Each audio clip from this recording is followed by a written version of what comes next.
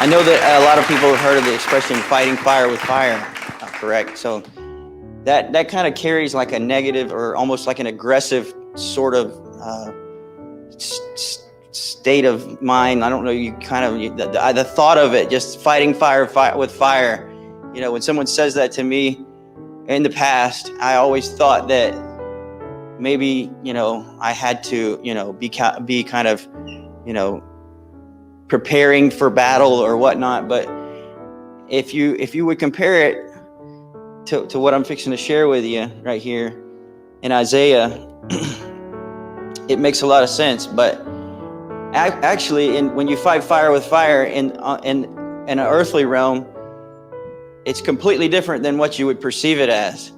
What really goes on when you fight fire with fire is that you get ahead of the fire, whichever way the wind is blowing it, and you actually light another fire in front of it to backburn and consume all of the fuel for the other fire to meet up with. So that way when the flames reach each other, there's nothing left and it burns itself out.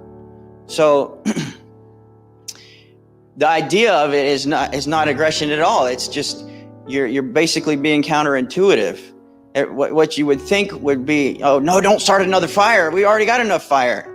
But you're really consuming all of the fuel that the fire would have needed in order to continue to burn. And that was something that my grandfather told those men when we had the fires in 1998. The very first one that ever started right in front of our cow pen. And he told them, he said, go to Highway 11 and start a fire there. And he said, it'll backburn and it'll burn up everything. But they didn't listen. They didn't know what to do. They came over there with their fire trucks and they tried to spray it all out, and they couldn't even get 200 yards from it. It was so hot. It was burning in the tops of 100-foot pine trees. And I was watching it. I was 15 years old. And they're like, what do you think we should do? I said, you should go do what my granddad told you. Anyhow, the idea though here is that you fight fire with fire.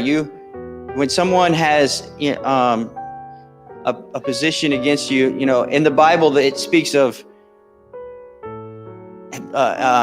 evil as prevailing for a season, but as the evil continues to go, it more or less positions itself to be defeated by God. So if you fight evil with love, the love will always prevail. And I'm going to give you in Isaiah 59 verse 15.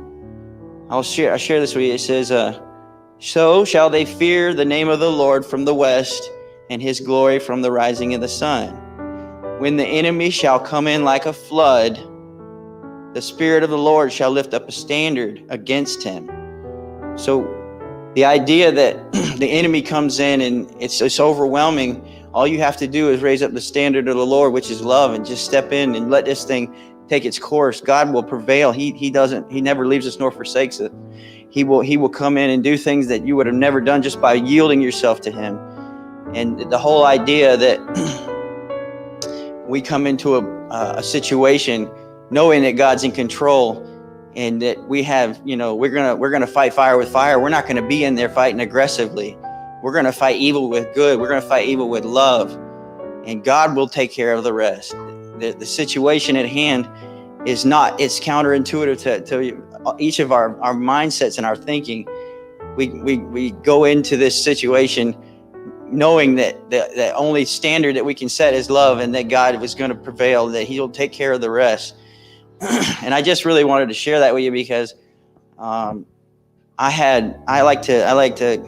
have keyword searches, and then I like to have, there's all these expressions that I kind of like dig into and find out what they represent and whatnot. And I just would want to encourage you, anytime that I get a spot up here on this behind this podium, that I would come here to encourage you to look deeper into things and find out what truths there are and what God's trying to say to you and what he's trying to do, because the idea to fight fire with fire is absolutely counterintuitive to what we believe it, to perceive it as.